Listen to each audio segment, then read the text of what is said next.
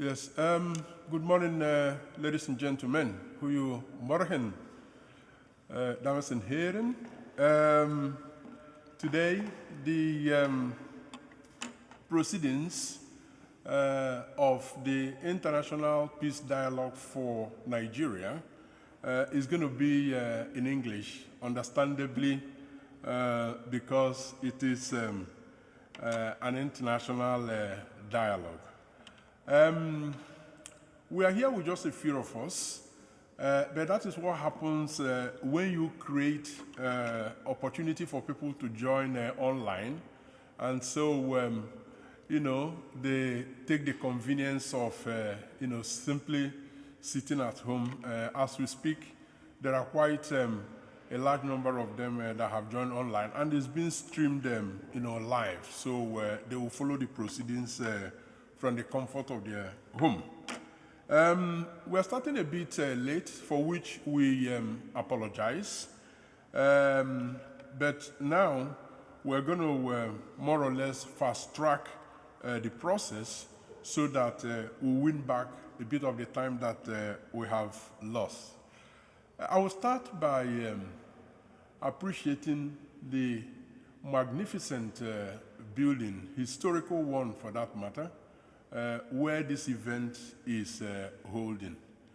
There is something about a church environment that is so serene, so very peaceful, that there couldn't be a better place to hold the dialogue that we are holding this morning than in this historical building. And for that purpose, for that reason, Rebuild Nigeria Initiative would like to profusely thank the Bishop of Antwerp for being the host of this event.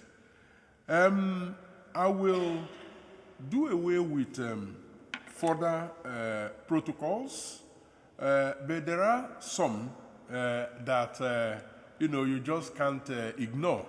And so I will start by introducing myself, Collins Nweke. I'm the Vice President of Rebuild Nigeria Initiative. From Nigeria by origin, but Belgium has been home for well over 2 decades. So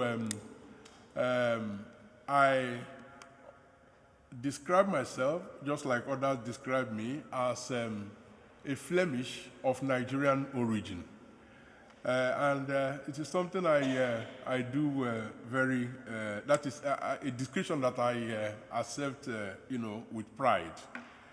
Having said that, I will invite the brain behind Rebuild Nigeria Initiative.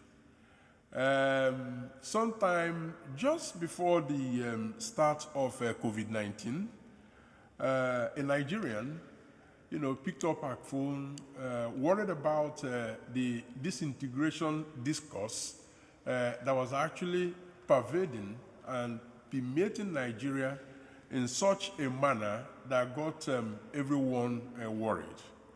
And she said, we have a task before us, and that task, first and foremost, is to act in a way that will apply a brake to this speedy disintegration discourse that is going on in Nigeria. And so that was how the story started.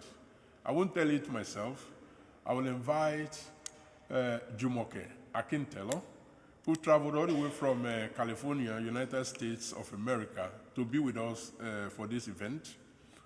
She's in a better position than myself to tell you a little bit more in summary form of how we got to where we are today with Rebuild Nigeria Initiative. Jumoke Akintelo, you are very much welcome.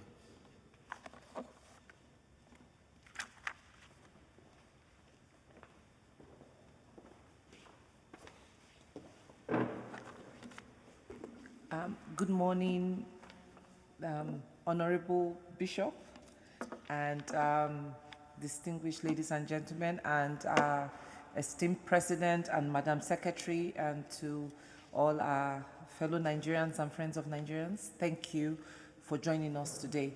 As Sir Collins had mentioned, last year, it was just about 19 months ago, we decided to get together because of what was going on in Nigeria.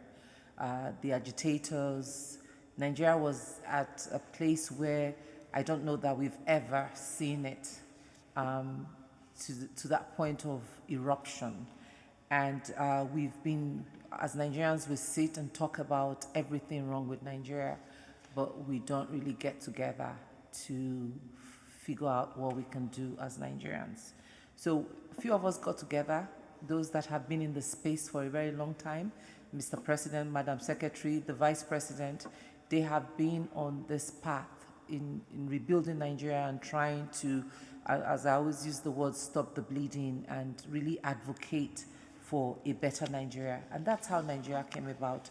And we actually believe that it is ordinary people like us that will do extraordinary things to rebuild Nigeria. And so our focus is really on, we have like 4 specific focus, which is to facilitate national peace dialogue, foster national peace reconstruction and reconciliation, define and promote standards in leadership, and advocate for good governance and accountability. Our diversity is our strength, and at Rebuild Nigeria, we are a cross of the best of Nigeria. And for so long, leaders have used our strength as a weapon against us.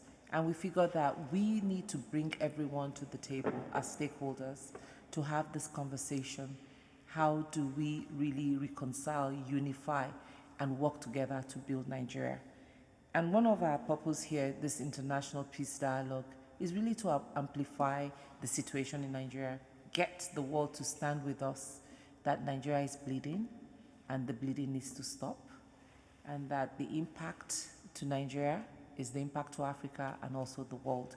So we're very grateful that you have decided to host us for this, and we hope that this is one of many conversations that will happen, and also that we would now begin to chart that path to reconciliation of Nigeria. Thank you.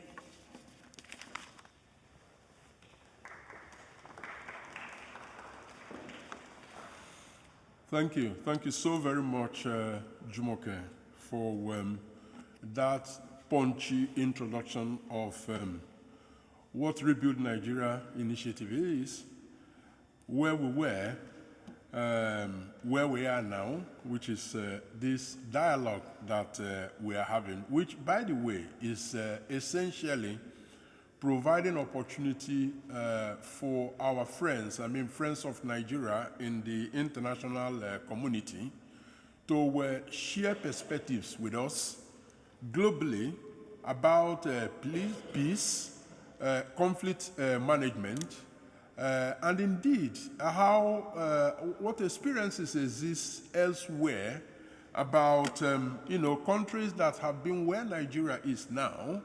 How have they managed to solve their problem? Some are still work in progress.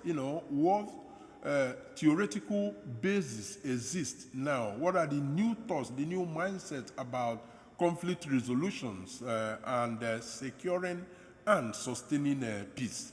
That is why we thought that while the conversation is ongoing back in Nigeria, that it is also important to, get talking, get dialoguing with our international friends. And so I'm going to now invite someone who knows the bishop so very closely. He's been his master, as a professor. The bishop had been his tutor, while he was in the seminary. And it was indeed through him that we got to meet the bishop during a courtesy visit of the Nigerian ambassador to Belgium. And that was actually where this conversation started.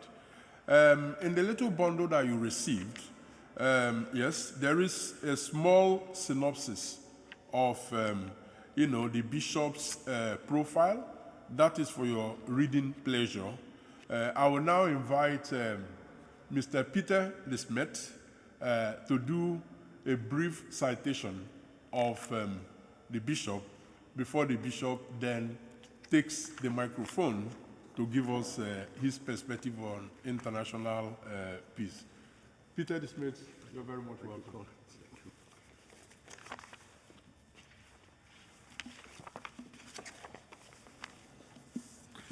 Monsieur, ladies and gentlemen, Collins, thank you for giving me the opportunity to say something about the bishop, because I'm really honored. I'm a privileged man because for years it's that we know each other, and indeed I was fully trained by him. So if there are mistakes on this speech, it's not only my fault. Indeed, you can see in your pages you have with you that Monsieur Bonny is a very intelligent man, and he made a brilliant ecclesiastical career. I would invite you to read it, because I will not talk about it. But when you read it, you will say, really, it's a very intelligent man. But I prefer to talk about the issue of today, about peace dialogue. And I will give you two short reflections, that will illustrate the importance of the bishop in another way. People that have some age, like me, will understand that sometimes in life, and thank God, not too much, there are periods when you are not in peace with yourself, that you feel completely lonely, that you are in war with yourself, abandoned by everybody. You have insulted your Muslim God, or you have killed your Catholic God. There's no one there anymore to help you. And why should they? It's like you feel suffering in enemy territory, and the enemy will not give you water. Sometimes, thank God, one of the enemy will give you water. It happens not much, mostly not, but it happens, because the enemy forgets his role. He forgets his role as soldier, and he sees the human dignity that you are wearing. And sometimes, a bishop is doing as if he is not a bishop, and he's coming to help you even if you have killed your God, because he sees the human dignity in you. Such people, we call them good men. Such people, we call them peace builders. My second example, thank to God that sometimes, and really not much, such good men have high positions. When such men receive high positions, and that is also in church as in politics, it's not the position that gives those persons authority. It's them. It's them coloring their function with authority.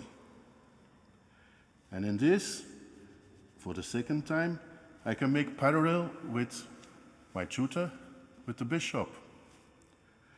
I heard yesterday that some of you were in contact with Martin Luther King years ago. Well, you will understand what I want to say, that those people are so powerful, have so much charisma, that they are coloring their function. That is why the bishop very humbly asked the Nigerians for help. Because in our church, we need priests. Very humbly. Because we had to learn something from Nigerians. Also in this peace conference, I'm afraid that it will not be Europe, very sadly, that can teach you how to make peace since the events of 1 year, 2 years ago. But very humbly, the bishop asked for help. When he got his help, in very good priests that came, he gave with his heart. He did not give the minor functions to them. He gave them the high positions in the church. That means that you give with your heart. You don't give with your brain. And we see that also here, he was a peacemaker. He made peace between Nigeria, between Antwerp, and by giving, he also made his diocese stronger. I hope if this initiative can help in making both our countries stronger, that will be a good thing. Monsieur, please.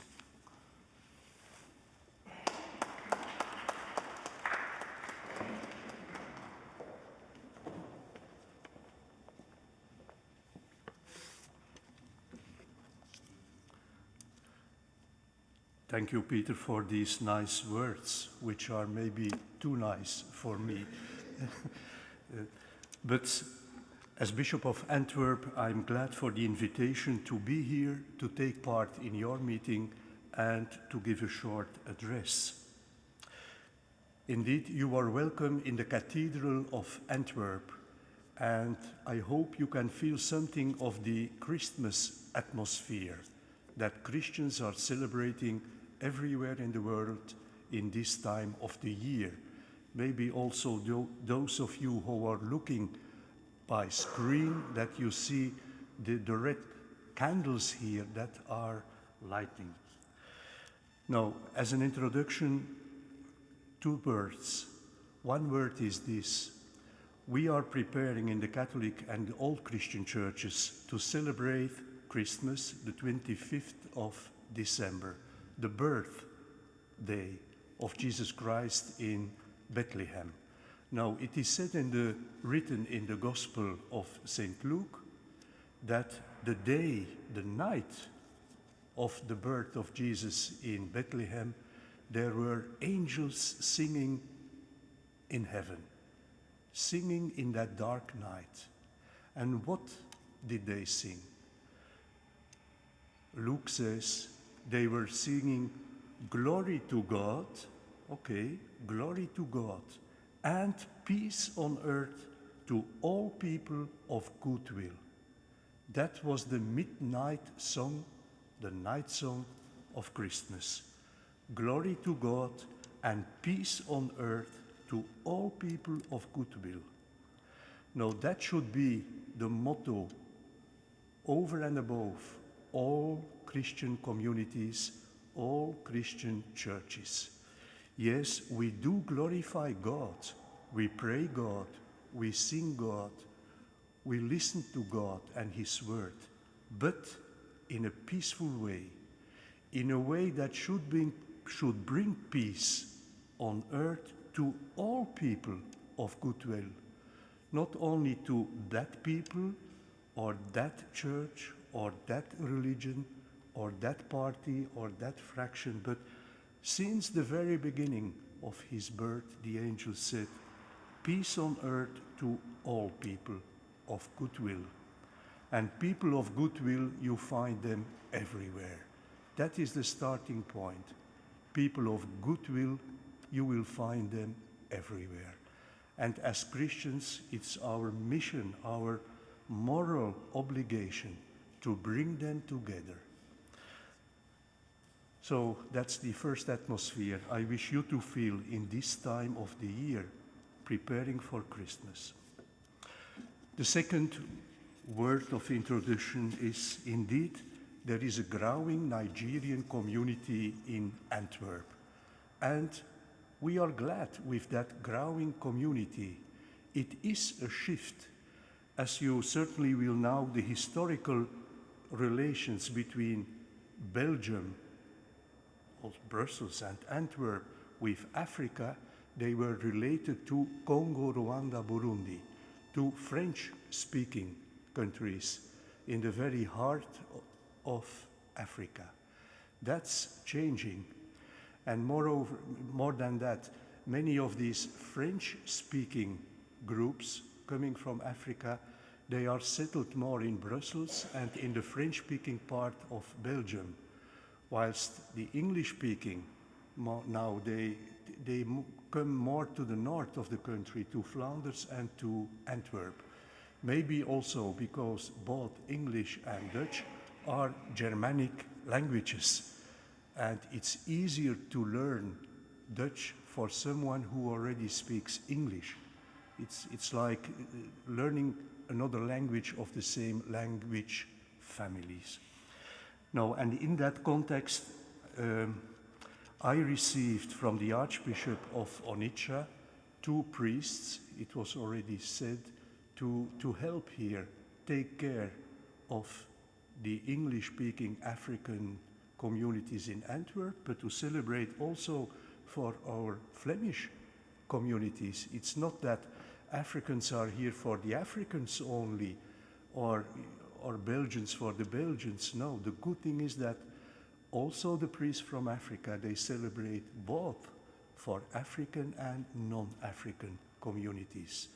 For the moment, they are 2, and maybe at the end of, in the middle of next year, they will double. They will be 4 coming from Onitsha. A way of working together, I think, that is not only important for the church being an international community, but also for our society. That in our society, people can say, oh, the church, they work with people from other continents. They do work with people from Africa. It's not that we are, a white community having somewhere here and there a black people to work with us, but that they are part of the church, and all these communities, be it from Asia, from Africa, or from Latin America, they are 100% parcel and part of our Catholic community here. Now, as to the issue of this meeting, peace to Nigeria, rebuilding the country, Nigeria, in peace, it's not for me as a Belgian citizen or a Belgian bishop to give lessons or lecturing to Nigerian people. That's the work you have to do. But what can I tell from my point of view as a Catholic bishop? May I refer, there are so many documents or instruments that help clarify what the position of the Catholic Church is. Now, one of the most beautiful and recent documents is an encyclical letter of Pope Francis. An encyclical letter is a letter for each and everybody, not only to Europe or to Africa or to the Catholics, but an open letter that everybody can read. An encyclical letter named Fratelli Tutti, which is Italian, coming from Saint Francis of Assisi in the 13th century. It was the message of Saint Francis. We are different, yes, we are different. There may be conflicts, yes, there may be, but we are all brothers. All of us, we are brothers. And all of us, we should behave as brothers and sisters, or deal with one another as brothers do. Brothers, they can be in conflict, and they can even fight, or they can even leave one another. But nonetheless, until they die, they will remain brothers. Nothing can take away that they are brothers as long as they live. Fratelli Tutti. And then there is a subtitle, an encyclical letter on brotherhood, which is being brothers. Fratelli Tutti, it's on brotherhood. and that's a very nice word, social friendship. Sociale vriendschap. Social friendship. Because that is what we normally do not combine. Friendship is not social. Friendship is private. My friends are my friends, and your friends are your friends. And for Christmas, I will invite my friends at table, and you will invite your friends. Friendship is private. And then you have social life. Social life, then we say it's a question of justice, of politics, of business, of everything that is not private. No, the combination that the Pope makes is between social life and friendship. That what belongs to my personal atmosphere and what is social, what belongs to all of us. Social friendship. So what can we develop among our communities between Europe and Africa, or in our city, or in our church is social friendship. Go beyond your personal friendships. Go beyond your family relations to make your friendship social. Although people are different, although they are coming from other continents, although they belong to other religions, they can be my friends. Friendship as a starting point of a new society. So rebuilding a society, rebuilding a country, it will start there, or it will not start at all. By making friends beyond the boundaries of private relations, family relations, ethnic relations. Now, in that, I will go fast. There are a couple of issues that he underscores very much. I will just mention a couple of them. Typical Pope Francis language, as we say. He say, what should allow peoples to stand in their rights? It is universal love. It is the same as social friendship, universal love. Normally we relate love to what is particular, private. No, there is something like universal love.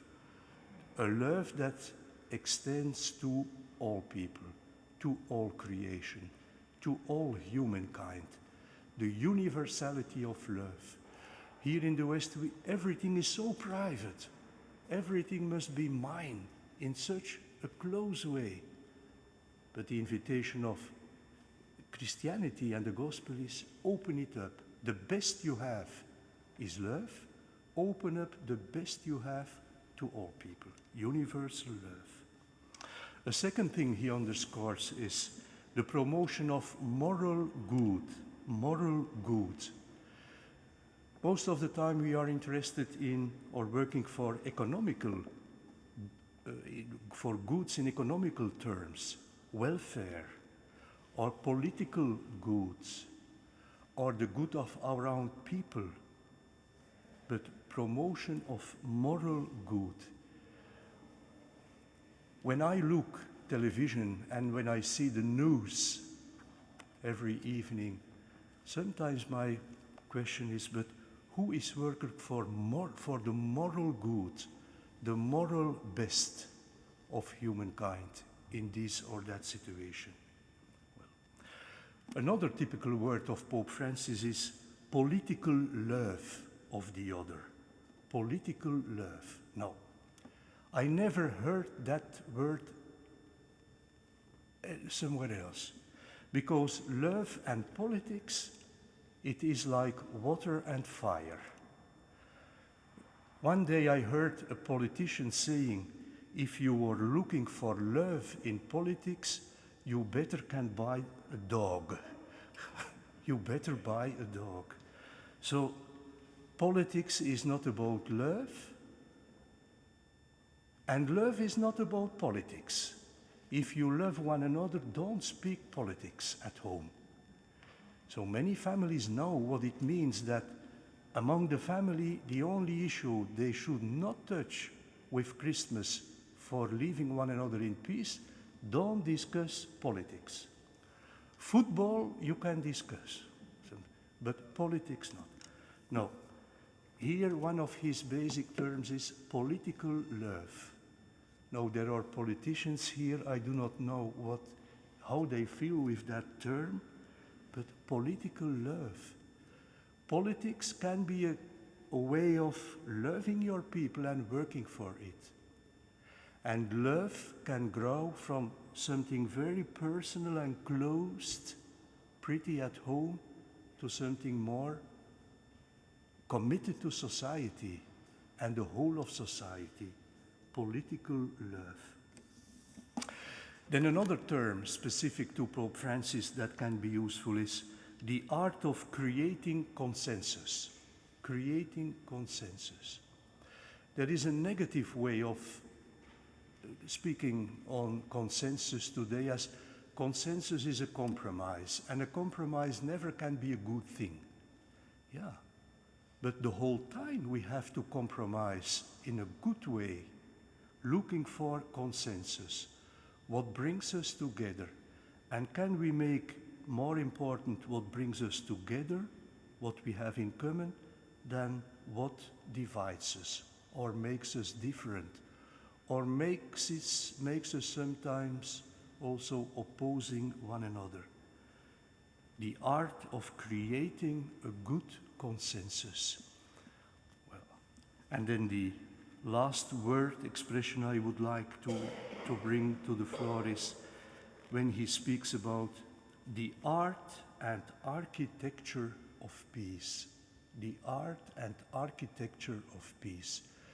Peace is not only, well, it starts as a feeling, as a willingness, as a readiness for peace, or as a moral choice for peace. But it also needs an architecture. It's like the cathedral.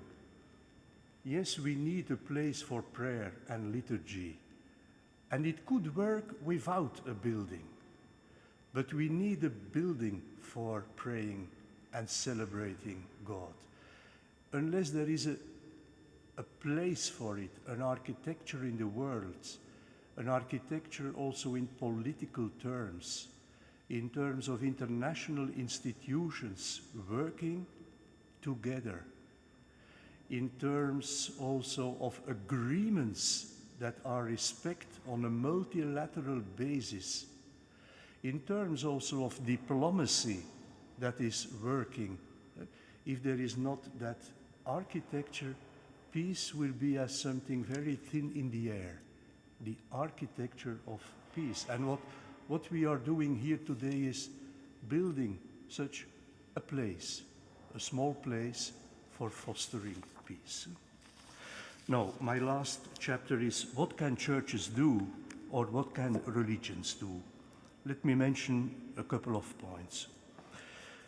Churches like the Catholic Church, the Anglican Church, the Lutheran Church, they have such an international architecture.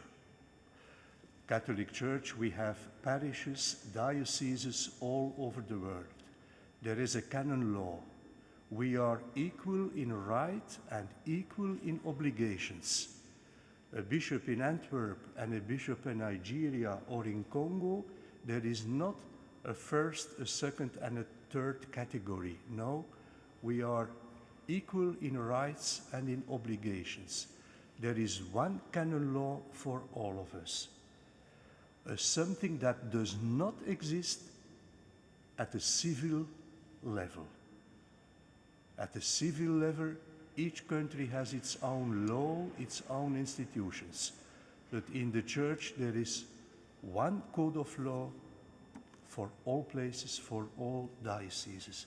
And it's good because these institutions, they can work for their people in a stable way, for education, for healthcare, for social development, for peacekeeping efforts in a society. If there were not these institutions with their rights and their obligations and their leadership, and the means of working, it would be, they would be unable to have some effectiveness in their society. These structures, they are important. I can phone a brother bishop in Nigeria. I can phone a brother bishop in Congo and say, hi, I heard there is a problem there. What can I do? What can you do? What can we do? So these structures, they are very important and they are necessary for helping people in growing towards a better future. I know that other religions, they have similar structures. Maybe also Islam, coming from some countries, they have their own connections. They are necessary in the same way. That's one. What can religions do? Looking from the Catholic Church, but other churches as well, they have networks of solidarity. In the Catholic Church, we call it Caritas Internationalis, international charity. It's an organization worldwide connected of shared efforts in solidarity. From the west to the south, from the south to the east, from the east to the south, in all directions. The coordination of that network is for the Catholic Church in Rome. There is an office. As soon as there is a problem somewhere in the world, they can call other parts of the world to send help or make money free or look for personnel to go and work there. Now you need strong networks like Caritas Internationalis for doing that. Relief servants. Other churches, Protestant churches, Anglican churches, they have the same networks, and often we work together, shared ecumenical efforts too. Then a third level, which is increasingly important, is ecumenical and interreligious dialogue among religions. Thinking now of Nigeria, and the location and the numbers of both Christian, Catholic, and Muslim faithful, there is a challenge there of interreligious dialogue, not only on the practical level, or first of all at the practical level of how do our communities live together, where can tensions arise, and there are tensions, and there are extremist actions that everybody should condemn, that nobody can allow to happen when it comes to violence on children or women. It can only be condemned by all religions together, and it should be condemned by all together. Now, and not only as a reaction to what happened, but also in a proactive way. What can we do together to prevent such actions to take place?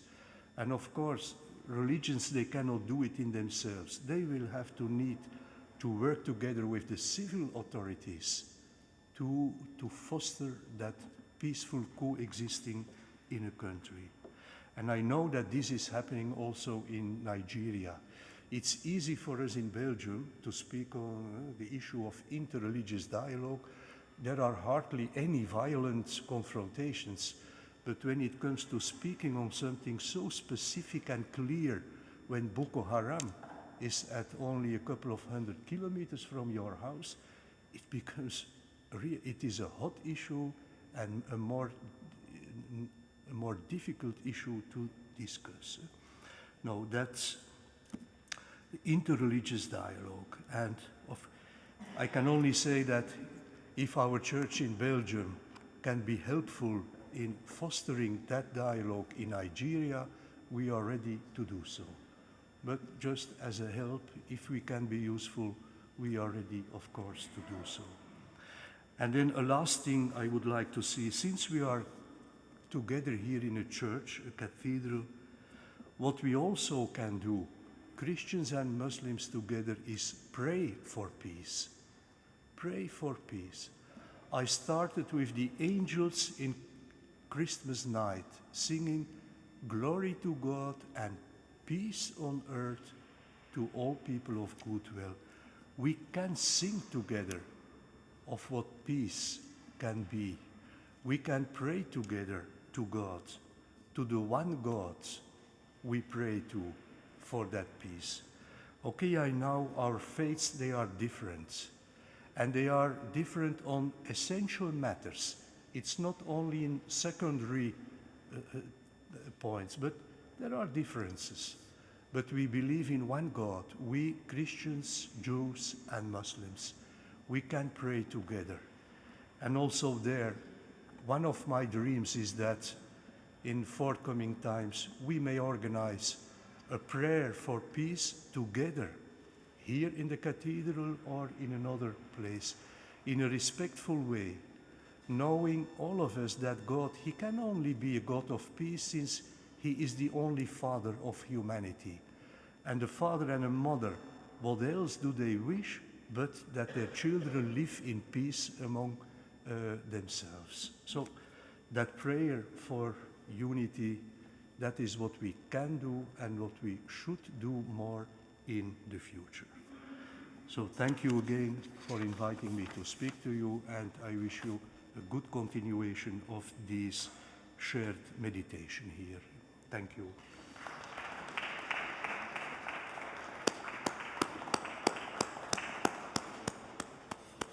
Wow.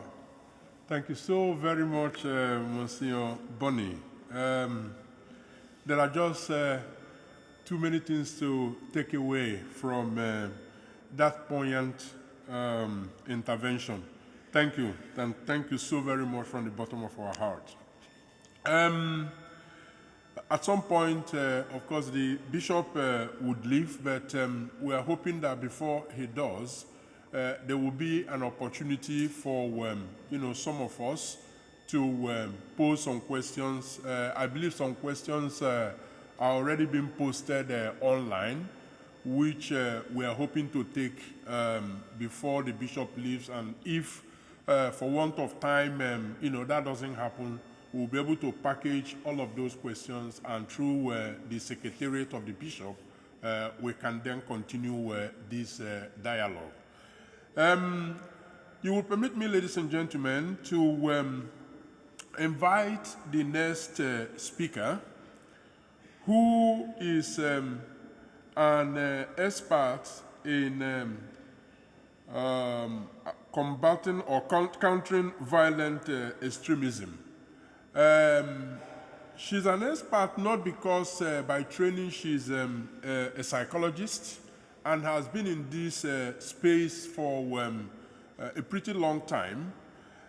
She has also, for a period of 3 years, actually pioneered a program within the office of the National Security Advisor of Nigeria on how Nigeria should look at countering, violent extremism. And so the essence of, making that point is that at policy level, she had, played a critical role in the quest for not only securing, but also sustaining peace in Nigeria. Ladies and gentlemen, join me in welcoming Dr. Fatima Akilu to give us some insights.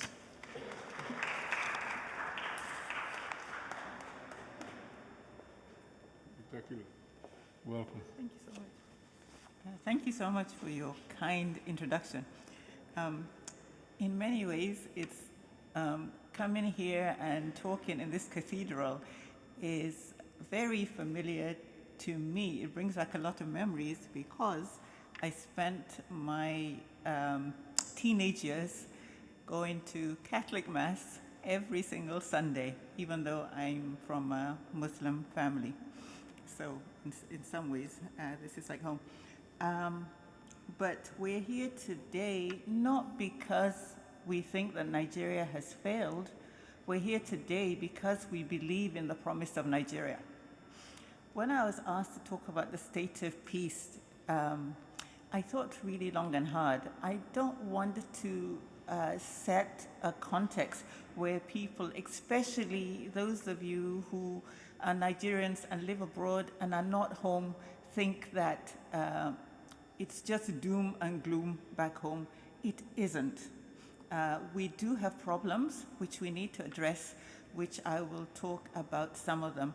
But I think, like the bishop said, there are lots of opportunities. We do need peace architecture, an umbrella. We need a lot of dialogue, whether it's interfaith or across ethnic lines. And some of those are already happening today as we speak. But my job here is to really to set the context. So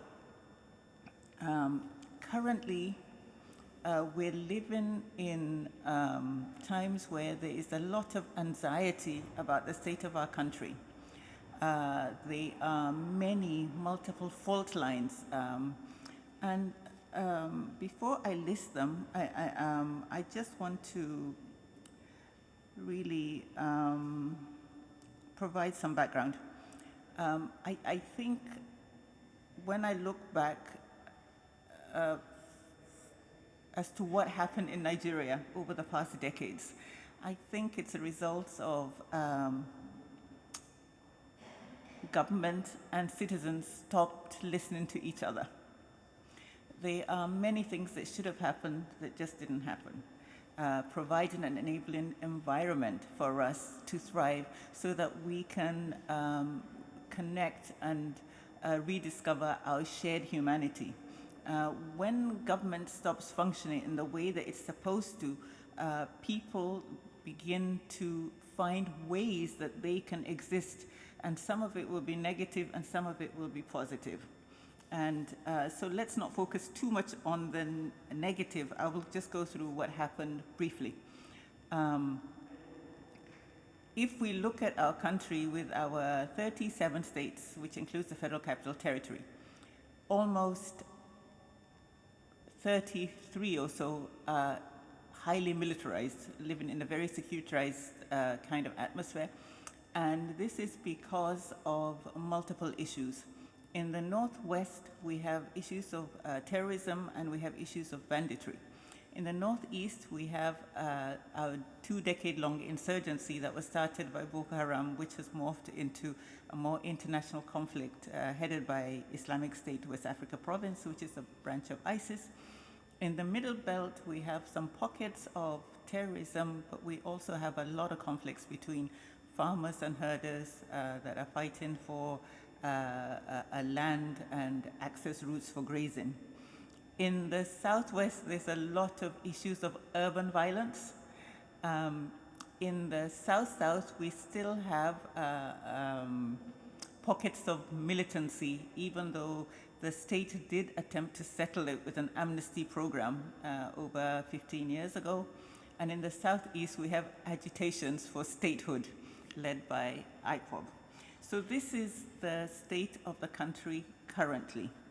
And if we look at what led us to where we are today, at the root cause, I think we can't shy away from governance issues. A dereliction of duty. You have a lot of places where people are having to provide basic services for themselves. The collapse of the education system, the inability to harness our youth. I know Nigeria, we're really proud of our immense population. We're almost 200 million very soon. And population is a massive asset if harnessed effectively. We could be the powerhouse of Africa. But because of these governance deficits, what we have is, as our population increases, so does our poverty rate. I think this year, the statistics are about 70% are living at or below the poverty line. And that's the majority of our citizens. And in addition to that, we have historical deficits that were never addressed. Some are to do with ethnicity, where we are put together in a country with different tribes and different cultural affiliations and practices. and somehow we have never been able to meld all these different cultures in a way that has been conducive to our national development. We have big religious divides in Nigeria. The major religion, as we all know, is Christianity and Islam. And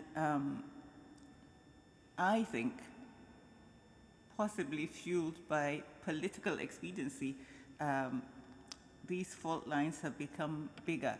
I don't see why we should be having problems between Christians and Muslims in Nigeria. My mother was Roman Catholic. My father was Muslim. We never had any problem. We grew up in this multi-religious household. And so did many other Nigerians. So to come decades later and that is a problem is something that I don't quite understand. And there has also been a massive neglect of education in Nigeria. So when we talk about education, we don't just mean going to school and getting certificates. We're also talking about teaching people the ability to think, critical thinking, logical reasoning. And also, education must be fit for purpose. It's not good enough to just go to school and collect a certificate. There has to be something at the end of it. Jobs, opportunities, ways that people can self-actualize. So this is really broadly, because I know that Pastor, the next speaker, will be talking more specifically than me in terms of the setting the context. But I want to leave us with on a positive note about what I see in Nigeria. We have multiple communities, and these communities have become custodians of peace. In a way, they have upheld peace. If not for the work that's been done at community level, I think Nigeria would be in a different place than it is today. So these are all things to look at and to be hopeful about. We also see religious leaders coming together. There has been a big effort by the retired Catholic Bishop Onaikan and the Sultan of Sokoto, who have been at the forefront of leading interfaith dialogue, and that has cascaded down to the lowest level, where you see local imams and priests coming together to talk about dialogue. So what is the way forward? I think all the things that we are currently seeing as problems in Nigeria, our large population, our inability to achieve the status that rightly we should be claiming, especially within Africa, are all things that we can achieve if we decide that we want peace. And I think that one of the ways that we can achieve peace is to start listening to each other, to start talking. Dialogue is very important. And one of the reasons that Rebuild Nigeria was formed was precisely to do that, to talk to each other, to find common ground and ways that we can move forward. We have an election coming up in a couple of months. That election could be an opportunity to reset Nigeria, or it could be an opportunity to put us back. So what I urge you, Nigerians in the room, is that we must all get engaged. I know that the bishop talked to us about politics and love in politics, but I think that honestly, if we get our politics right, it's the most effective, efficient, and quickest way to achieve the growth that we need in this country and the peace that we need. So pay attention, get involved, and let's continue to talk to each other. Thank you so much for the opportunity.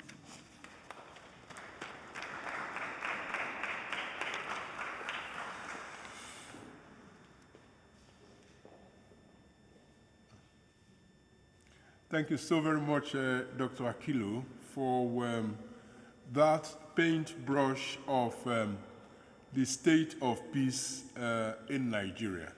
And there couldn't have been a better way of ending that intervention than reminding us of the impending elections in a couple of months' time, what Dr. Akilu has told us is the fact that that election can be settling for Nigeria in terms of when you get the politics right, every other thing will fall in line.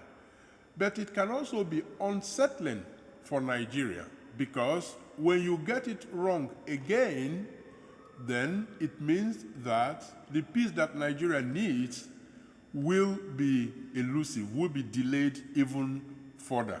I don't think that neither the Nigerians who are here nor the friends of Nigerians who are here with us and online would want the latter to be the case. So her advice is get involved.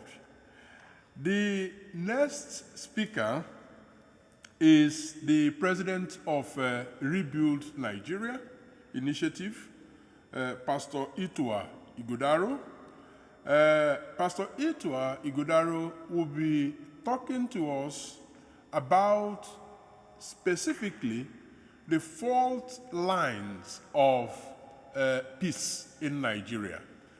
How come that we made a transition from the situation that Dr. Akilu talked about, where she, as a product of a Christian mother and a Muslim father, growing up as a teenager, attending church, but also being part of the Muslim community. How did we transit to that situation where there is the perception that Muslims and Christians can't relate, they can't do things together? Where did it start to go wrong? That, I believe, is what Pastor Itua Ighodaro will try to make sense of for us in the next 10-15 minutes. Pastor Itua Ighodaro, you are very much welcome.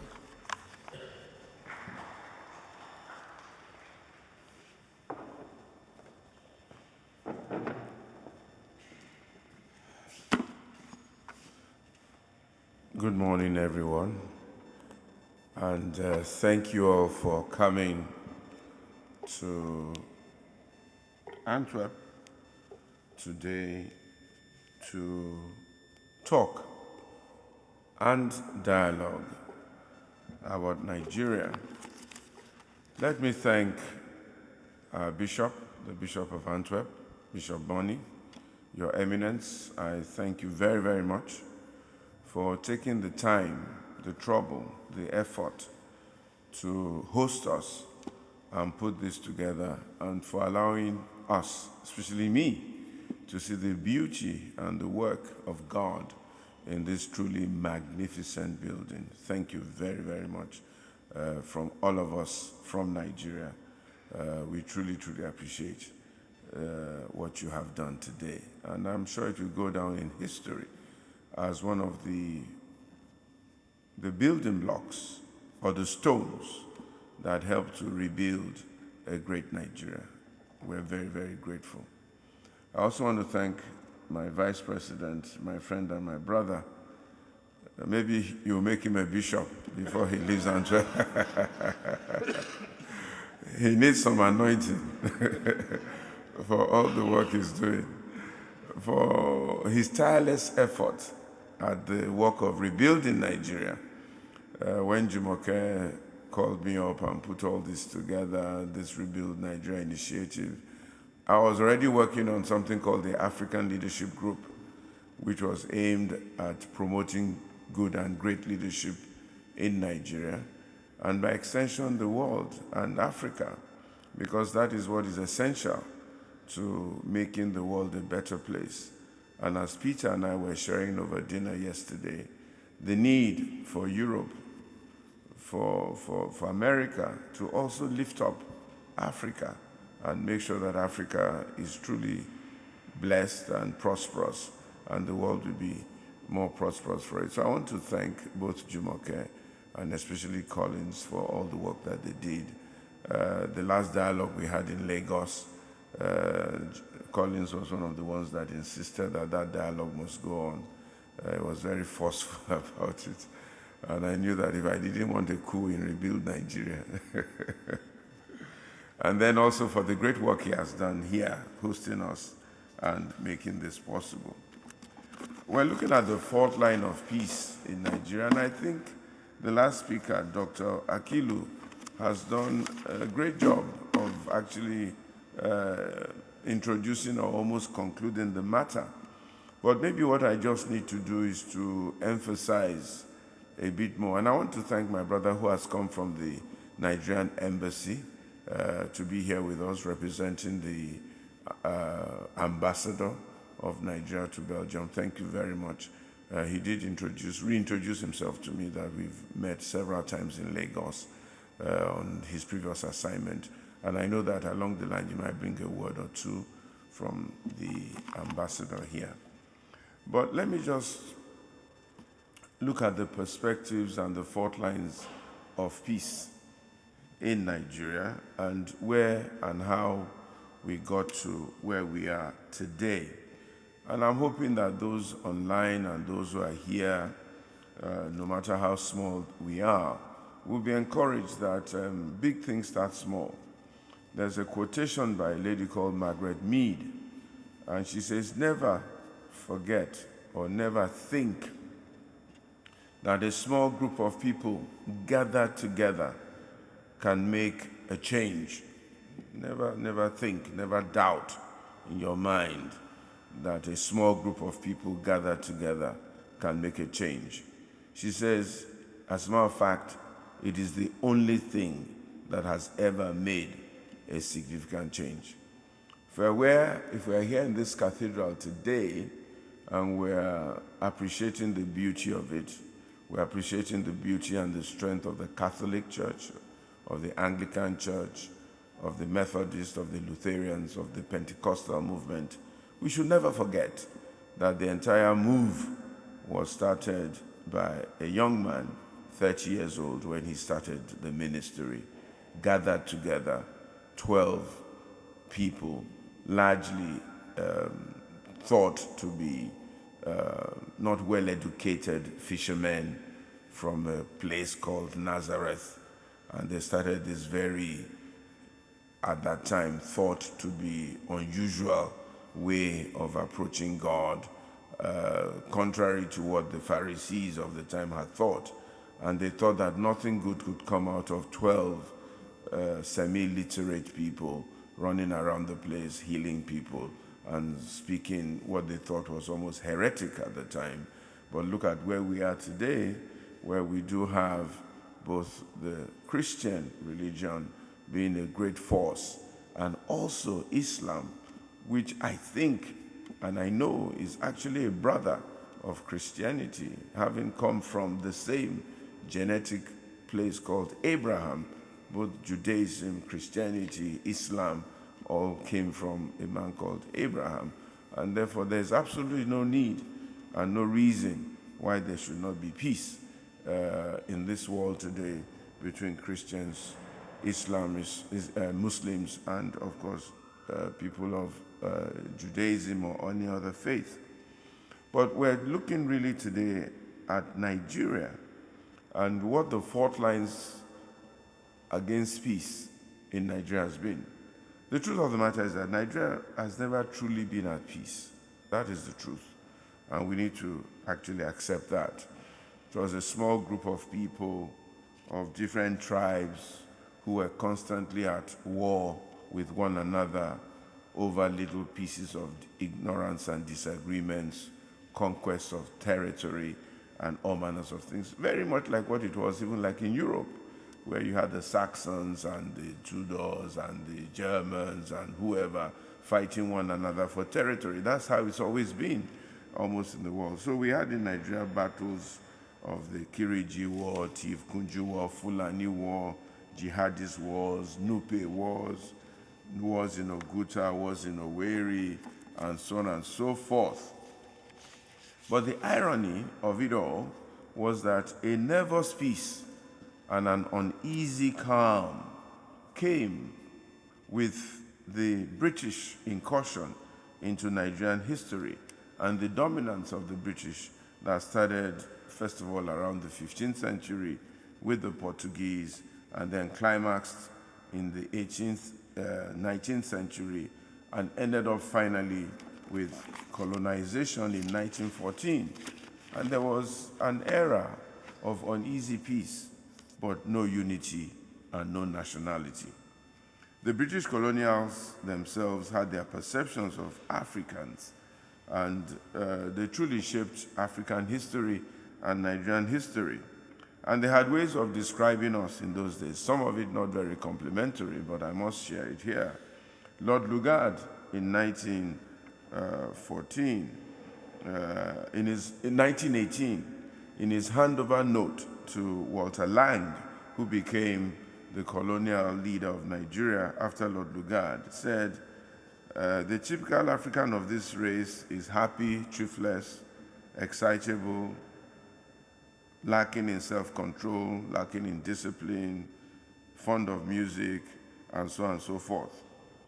He was talking about the Yoruba people.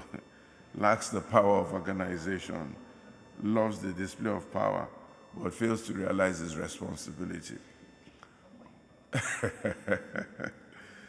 On the Hausa Fulani, he says, the Hausa Fulani has no ideals, he's a fatalist, he's a spendthrift, he's a gambler, gravely immoral, and so on and so forth. On the Igbos, he says, fiercely rebellious, no regard for authority, highly dangerous, not to be trusted with power, and so on and so forth. The British colonialists understood that the strength of Africa lay in their unity, and if they were able to destroy their spiritual and cultural heritage, they would be easily dominated. And that was the reference to Lord Macaulay's address to the British Parliament in 1835. He says, I have traveled across the length and breadth of Africa. I have not seen one person who is a beggar, who is a thief, or somebody who has bad moral values. I see that these people are quite organized. And unless we conquer this country and break their backbone of their nation, which is their spiritual and cultural heritage, we may not be able to overcome them. I propose that we replace their old and ancient education system, their culture, and make them think that all that is African is not good, and all that is foreign and English is good and greater than their own. Even our founding fathers had divergent opinions on Nigeria as a nation. Awolowo had this to say, Nigeria is not a nation, it's a mere geographical expression. There are no Nigerians in the same sense as there are English, Welsh, or French. The word Nigeria is a distinctive appellation to distinguish those who live within the borders of Nigeria and those who do not. Ahmadu Bello, the leader of the North, had this to say, the new nation called Nigeria should be an estate of our great-grandfather Othman Dan Fodio. We must ruthlessly prevent a change of power. We must use the minorities of the North as a willing tool and the South as a conquered territory, and never allow them to rule over us.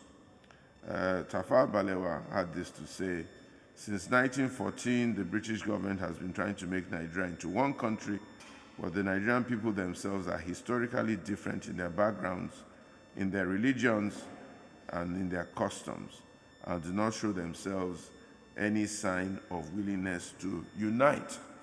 Now, with this background, you can then understand why Nigeria is where it is today. When you have a nation that has not truly been fostered together as a nation, that does not truly have a national ethos, that does not truly have a national dream, that does not truly have a national direction, we tend to have things like this. The country seems to be lacking in that common and critical path of growth. And the Civil War itself, it left a lot of pain in the past and contributed to the distrust and the disunity that we have today. Even though the war ended in 1970 with the slogan, no victor, no vanquished, Till today, the Igbos still seem and feel a little bit marginalized, that they have not been given a right place at the table. And that's why you have the IPOB that Dr. Akilu was referring to. In the Niger Delta, they feel that the oil that is their inheritance has been pillaged and nothing to return for it. So from time to time, they go and bomb a few pipelines, they threaten a few people, and try to, arrest or conquer some people and detain them in exchange for ransom. The Hausa Fulani also feel victimized. They claim there's an imbalance in control of corporate and commercial enterprise and even education in Nigeria, and therefore there's a lot of pain. And I can go on, and I have a whole bibliography of all the challenges. Unrest in the Middle Belt, in the North Central, Southern Kaduna, Northeast, and so on and so forth. Fatih has referred to Maitesene, Boko Haram, ISWAP, ungoverned spaces, religious and political groups, Muslims and Christians attacked, resulting in 2.5 million people displaced in Lake Chad, insurgency of herdsmen, attack of farmers, kidnapping of Chibok and Dapchi girls, and so on and so forth. 2016, Eunice Olawale was murdered, and in 2020, a girl called Deborah Yakubu was also burnt to death for a post she made about Jesus Christ. So we have all manners of conflicts everywhere, violent clashes between Fulani herdsmen and Christian farmers, and so on and so forth. And in 1999, there seems to be a more direct insurgence of different kinds of religious things introduced into the Nigerian firmament, even since 1999. And like Fatih said, it wasn't quite like that earlier on. Like she grew up with a Catholic mother, Muslim father. I grew up with aunties and uncles that were largely Muslim, went to Mecca, sponsored to Mecca by my mother who was Christian, simply because her father was Christian and her uncle was Muslim, and they lived together in the same compound. But over the years, because of largely political interests, and the desires and the quest for power, especially by the people who found themselves in leadership in Nigeria, they have deliberately weaponized, number one, poverty, knowing that if you keep the people poor, you can control them a little bit better. They have weaponized ignorance, knowing that if you keep the people ignorant without basic education, you can control their minds and prevent them from thinking. They have also now begun to weaponize religion and try to divide us between religious lines, especially the Christians and the Muslims. And as of today, we're having political crisis in Nigeria because one party has a Muslim ticket, which people are complaining about. Another party has a Muslim-Christian ticket, and then another party has a Christian-Muslim ticket, and so on and so forth. And I think it's really been a big absence of focused leadership, sensible leadership, nationalistic leadership, and a determined leadership that thinks above personal interest that has brought Nigeria and most parts of Africa to this place where you have different kinds of challenges to our peace. And these are the things we need to begin to seriously address in Nigeria and in Africa, especially in this year as we move towards 2023, which is going to be a big and great watershed in the history or in the political history of Nigeria. We need to begin to really look as how we can reach out across the divide and begin to search for leadership of competence, leadership of capacity, leadership of nationalistic thinking that truly wants to wield Nigeria into a peaceful and sensible and productive and egalitarian society that can bring about the kind of economic development that we want. You know, the Bible has a very, very interesting passage in the handover of power between David and Solomon. And one of the things that made Solomon's reign extremely prosperous was that the Bible says that, and the Lord gave Solomon, and his name, by the way, means peace, Shalman, Shalom, peace. He says, and the Lord gave Solomon peace on every side, and made everyone to be at peace with him, such that he had time to focus on national and economic development. And he was so prosperous that the Bible says he made gold and silver to be like stones in Jerusalem, and the cedars of Lebanon to be like ordinary bushes even in the valley. It is important that the entire world, including every religious organization like you have suggested, my dear Bishop, come together to see how we can fundamentally have peace, not just in Nigeria, not just in Africa, but the entire world. I find today the war between Russia and Ukraine extremely, extremely unnecessary. Could have been prevented. It has affected the economy of the entire world in ways that we cannot imagine. Affected wheat, affected agriculture, affected power, and so on and so forth. And when we look behind a lot of these things, the causes of a lot of these conflicts in the world are usually simple and ordinary and irrelevant things. The First World War was started because somebody mistakenly shot somebody and everybody got angry. If only they could come together and dialogue and speak and find out the reason why certain things happened, perhaps today we would not have lost as many lives as we did. Even the Biafran war in Nigeria was really more a war of ego rather than a real war of deep-rooted conflicts at the end of the day. Yeah, there were crises, the Igbos were marginalized, they were beaten up here and there. But at the end of the day, the man who actually took us to war finally felt that he had not been properly treated in the hierarchy of the army, and he felt that the next thing to do was really to start a war.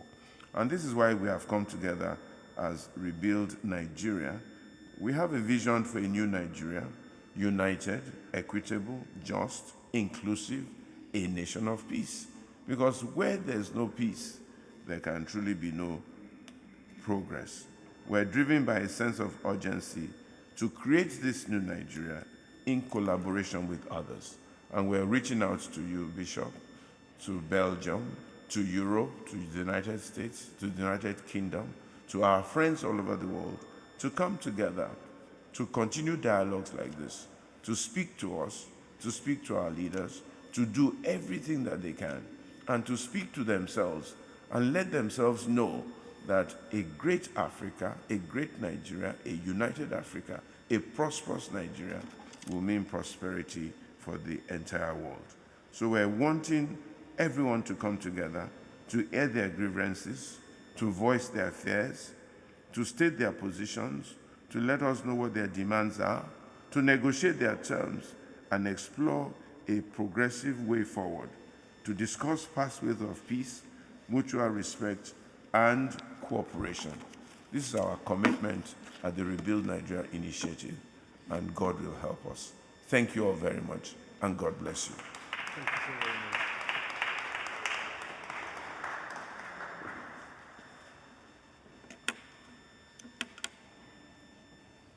Thank you so very much, Pastor Itua Igodaro. This was a very, very robust and insightful intervention. We'll move very quickly to the next speaker. Well, immediately after the next speaker, before we go into a quick interactive session, I will have the privilege of inviting the ambassador of Nigeria to Belgium, Luxembourg, and the EU, Ambassador Obinna Olowu, ably represented by Mr. Kabie Animashaun, to say a few words. The next speaker on the agenda, is someone that has a broad international view of cultures and intercultural relationships. She's done that from, the platform of activism, organizing, and then through the platform of politics. And politics is about dialogue to eventually come to, some sort of compromise. And if there is anything that Belgium is very much known for, it is about their ability to, reach a compromise after turning issues. Now, if you think that Nigeria is the only country in the world where there are ethnic tensions, you are wrong, because here in Belgium, there are also different ethnic groups, just that they go by other names. We have the Flemish people, we have the Wallons, and then a small group of, German communities. These are ethnic groups. They have their issues, they have their conflicts, but it hasn't come to the point where they are carrying guns. So Miriam Machi will mount the podium to give us some international perspectives on the issue of conflict, peace building, and all of that, and perhaps leave us with one or two recommendations on how Nigeria could tackle the issue of securing the peace, but also sustaining it. Miriam Machi, please. Thank you, Collins. Good. Well, hello to everybody. It's almost noon, I see. I was going to say good morning, but noon. Good afternoon almost. My name is Meira Malmach. I've been a politician for the last 15 years on a national level, but before that I was an activist and I studied comparative culture studies in Ghent. And it's for me a real honor to be here today in this beautiful cathedral in Antwerp, where I live, with Monsignor Bonny, who I've met before, and with all of you together, Collins, who I know from politics. I have to green politics. And me, myself, I am a Flemish girl, but with a Turkish background. So you have not only the Walloons and the Dutch-speaking Flemish people in Belgium and Brussels, which is a melting pot of the world, but also Antwerp with its harbor. But you also have the migrants who came here from the diaspora from all over the world, including Nigerians, including Turkish people, including a lot of Moroccans. All over the world, you have a lot of ethnicities here in Antwerp. And for me, there is a poet and a poem with which I grew up, for me, which is a philosophical sentence, which is really has been important in how I was formed as a child from a Muslim background in a mostly Christian society. And that sentence is, "You are not a drop in the ocean, you are the ocean in a drop." And this means that the whole diversity of the world is within every single human being. We are so similar to each other. We share 99.9% of similarities, and yet we focus so much on the differences between people. And this sentence, "You are not a drop in the ocean, you are the ocean in a drop," is a sentence written by Jalaluddin Rumi, which is an ancient philosopher, to me known as Mevlana. Mevlana in Turkish means the great wise man, who was a Sufi master and who had created the order of the dancing dervishes. And at home, it was one of those icons at the wall, which I didn't really understand when I was small. But as I grew older, for me, it became more and more significant. And you have someone similar in Nigeria as well. Someone who has won the Nobel Prize in 1986, Wole Soyinka, I don't know if I pronounce it well, but who has also given a quote that I used a few years ago, which was really appropriate. You cannot have a normal existence if you haven't taken care of a problem that affects your life and affects the life of others, values that you hold, which define your existence.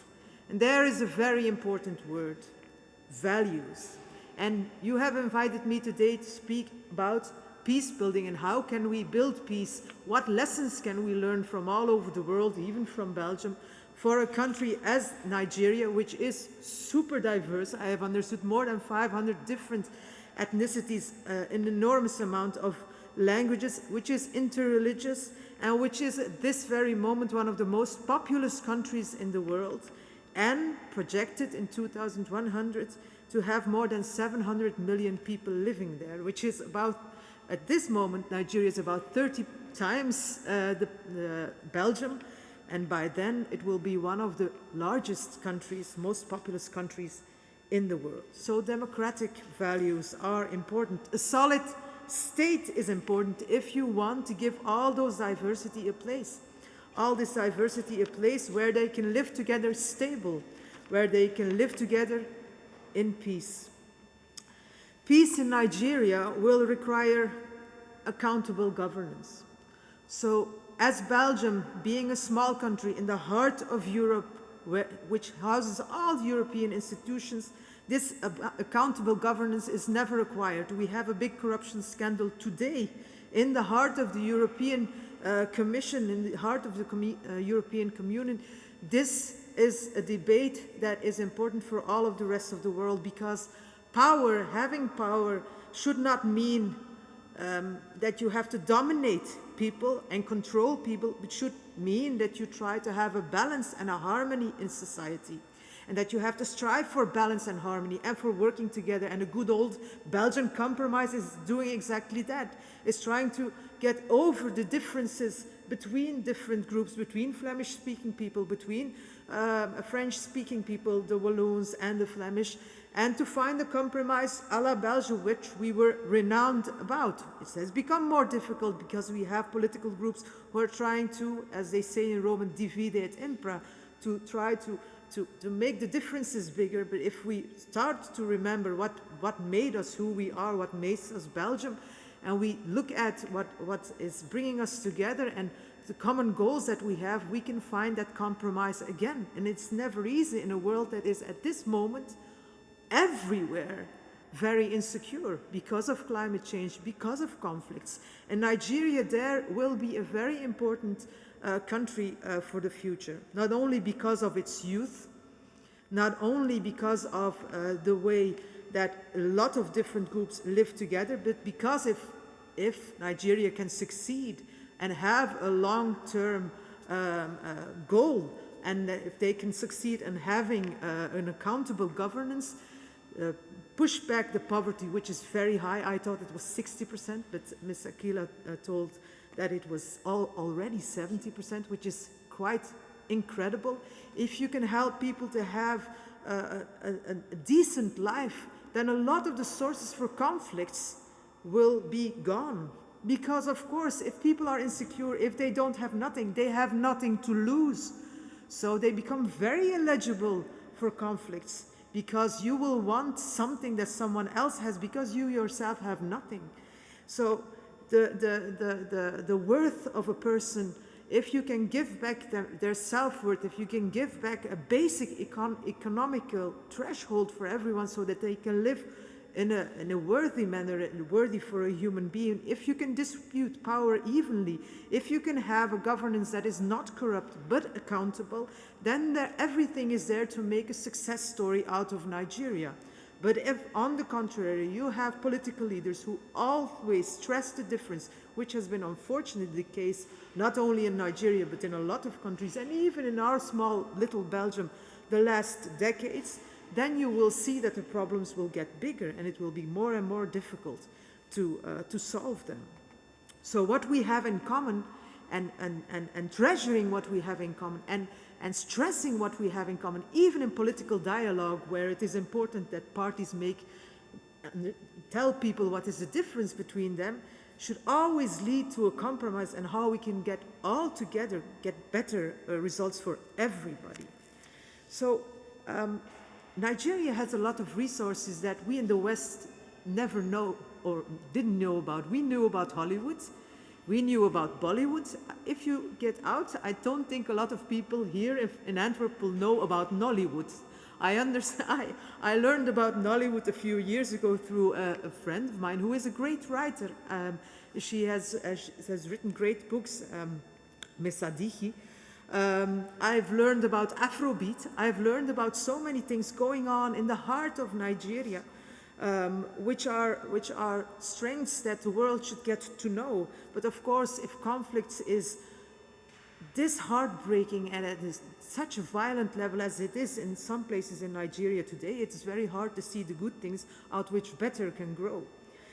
So let's make Nigeria a place where people no longer have nothing to lose but everything to lose, and where working at peace is much more worthwhile than working and trying to exploit the oil that is there and trying to fight one another. And this is, of course, a long-term goal. This is not something you can do on a short term, because making short-term money through corruption or through the exploitation of oil is always the easiest path. And so for me, I am an ecologist. For me, which is super important, is Nigeria has tremendous resources, the hopes and smiles of the people and of the youth, but also the sunshine. So let's make a shift to more sustainable economy, where Nigeria can build a society which is more stable and not prone to so much conflicts because of the resources that are today in the ground, where in a lot of countries in Africa they're fighting about. So if you can have a country where you have accountable governance, helped by Europe, who has rules, who has to decide on rules, no longer to aid companies that pillage countries like Nigeria, that commit ecocides. We have already a legislation that decided that here in Belgium, which is really important. It's not just something symbolic, it is really something that punishes companies that go into countries in Africa, but also in South America, commit ecocides to the detriment of the people living there, that they can no longer do business in countries like Belgium, so that we no longer are the consumers of the pain and misery of people living in other countries.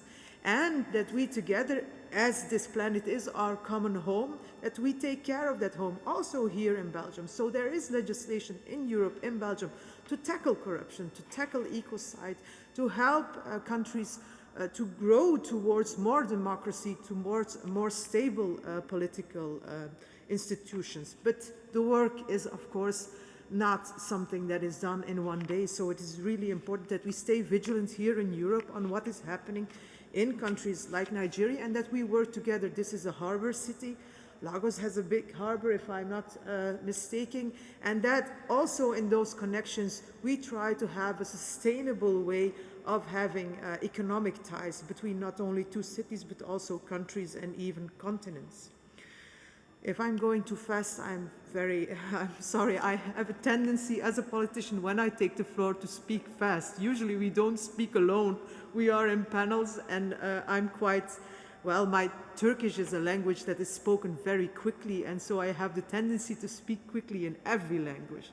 So I hope I still am not going too fast. So if you have resources like creativity in a vast group of youngsters who are striving for a better life in their lifetime, if you have resources that are limitless, like the sunshine, if you have people who are hopeful and who are trying to make something better out of their lives, if you have a cultural epicenter in Africa, there's lots of things you can do. And so striving for national peace and, of course, what Rebuild Nigeria is trying to do is so very important. And for me, it is very important, not only as a politician, but also as a woman, as a feminist, as a human being, to stress that peace is not the same thing as the absence of violence.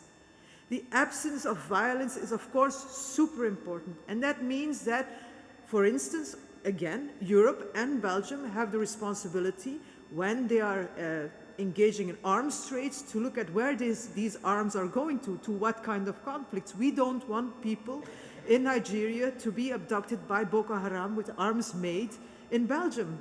This, for us, again, is a way with how we can, with our legislation, prevent conflicts or prevent loss of lives or misery somewhere else in the world.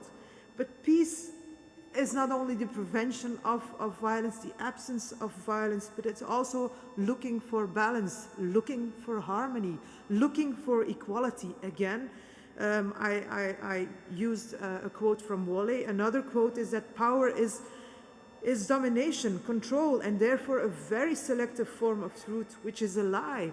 You cannot have harmony and balance if there is domination, especially in a country with so many different ethnic groups. You only can have balance and harmony if you treat people equal. And if you want to treat people equal, then you have to go the hard road of dialogue every day with people from different backgrounds and rediscovering what makes us unique, the fact that every single one of us is the ocean in a drop. And so that we mirror each other in that diversity that is within us.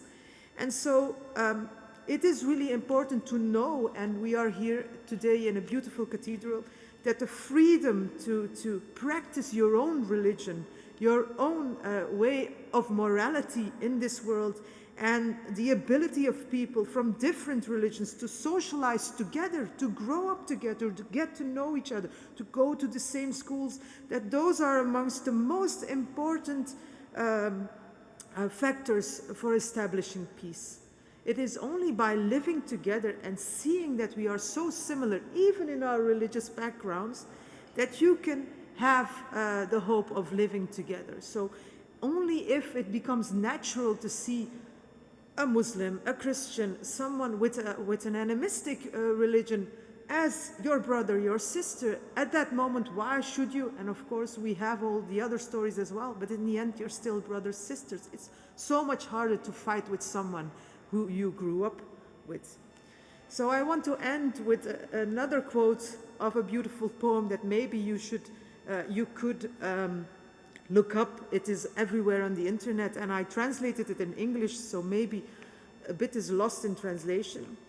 And this poem for me is what helped me become who I am today as a child from a Turkish migrant background, second generation, in a country, Flemish-speaking part, in a country with 3 different languages, because there's also a German-speaking part in Belgium, in the heart of Europe, coming from a background which was Ottoman and between Europe and Africa, one might say, again from Rumi, the philosopher and poet and the establisher of the order of the dancing dervishes, and it goes like this.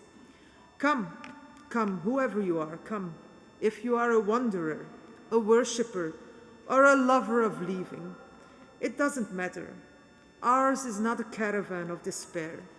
Come, come, even if you have broken your vows 1,000 times, come yet again, come. It invites us to keep on meeting each other, to keep on establishing those moments of socialization, to keep on getting to know each other, because from the moment you no longer want to know somebody, no longer want to see the humanity who is in them, in all its diversity, at that moment, the possibility of conflict and of violence arises. So this poem, for me, is a poem that has inspired me throughout all my political career. And I just want to end by saying Nigeria, if it is going to be a country by the 2000s, like in 60, 70 years, with a population that's one of the biggest of the world, it's so important that Nigeria succeeds at this peace building. Because if Nigeria succeeds, the world will succeed. There will no longer be any excuse to say that it is not possible. This land of hope and smiles can bring the best message to the world, and we try to help as much as we can. Please reach out to us to tell us how we can help better from the Flemish Parliament, from the European Parliament, but we have to fight the corruption. We have to fight the weapons trades that are used to suppress people. We have to help people get out of the poverty and enhance the economical level. And first and foremost, we have to give these youngsters the hopes and smiles of Nigeria, the hope for a better future where they can live together in peace. Thank you.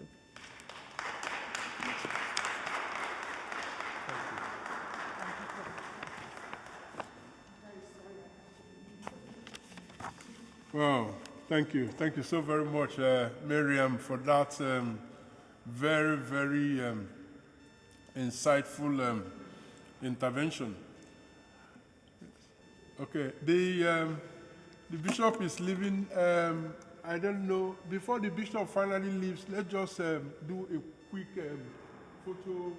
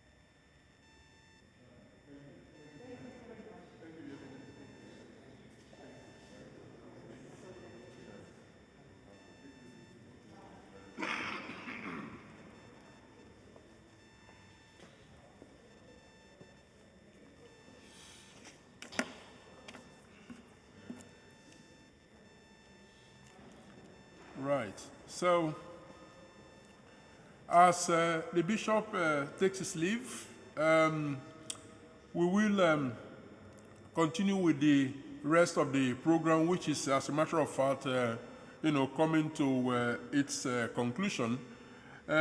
We have just one more intervention, as a matter of fact, and that is the intervention of His Excellency Ambassador Obinna Onowu, the Ambassador of Nigeria to Belgium, Luxembourg, and the EU, who is represented here by one of his senior officers, Mr. Kabie Animasheun. I do not know that there is a prepared speech. That wasn't the intention.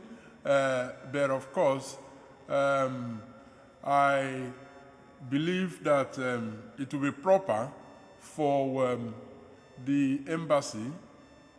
No? Oh, okay. Well, the embassy is obviously shy. So, all right. So, we will get on with the rest of the program, which is essentially an interaction, a very, very brief interaction amongst ourselves. We'll pick up a few questions, not all, that came in online, and get those who have spoken to probably answer one or two of those questions, and then we wrap up. Light lunch is already waiting for us at the plec. So we will do that for the next 10-15 minutes, the interactive session, and then retire for lunch. 1 second, let me see what we have here.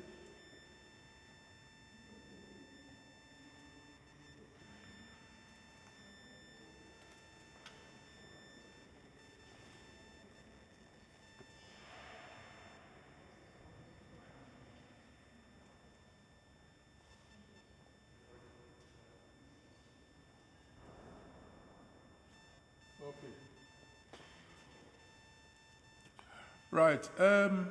From within the audience, are there people that have specific questions that they would like to pose? Now, I believe that it will be okay to share one or two experiences from others. For instance, we have in our midst somebody from the Cameroon, where just like Nigeria, there is also a group that is seen to be oppressed and fighting for its own independence, for its own sovereignty.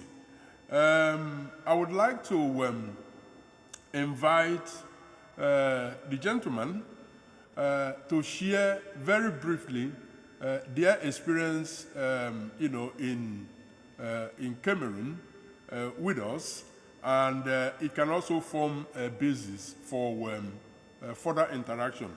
Please, Roland, you are very much welcome.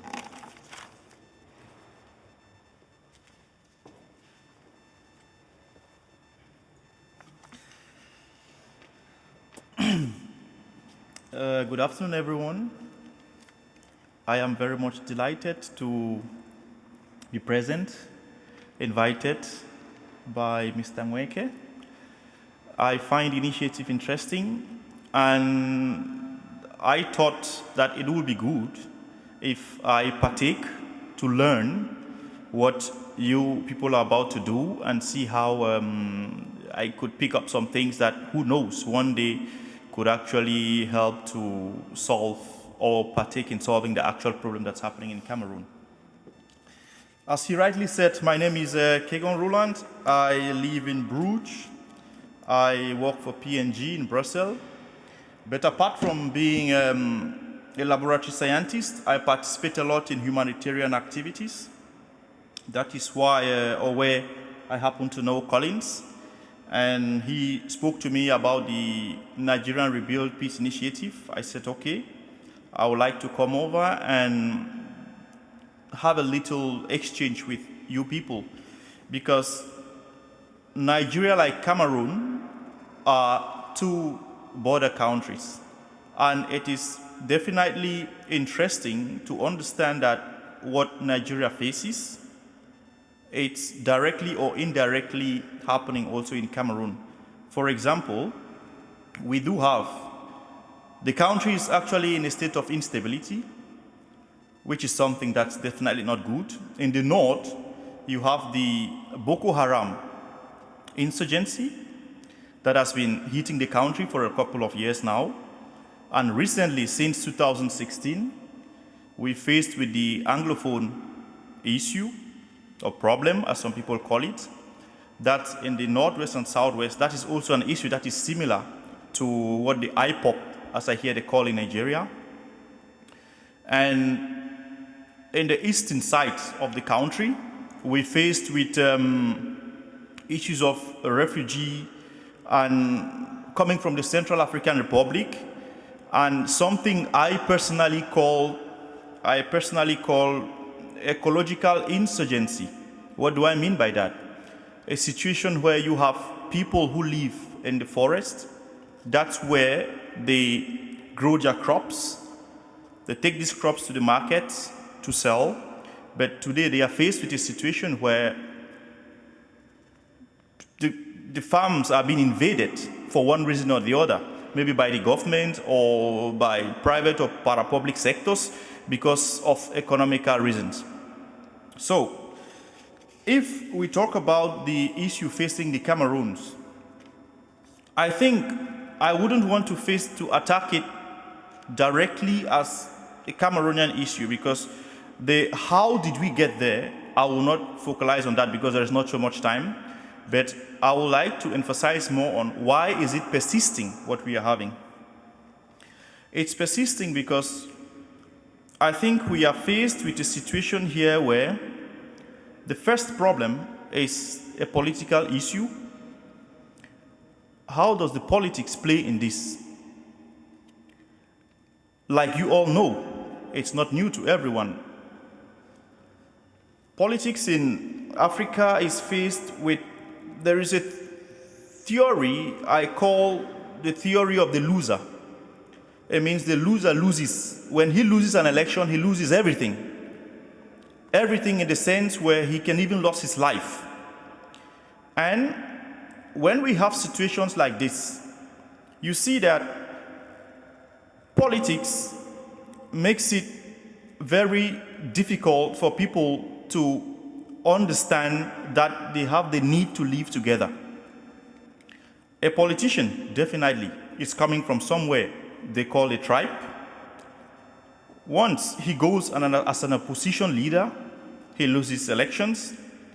It extends not only to him, but to his family. And if it extends to his family, it extends further to his tribe.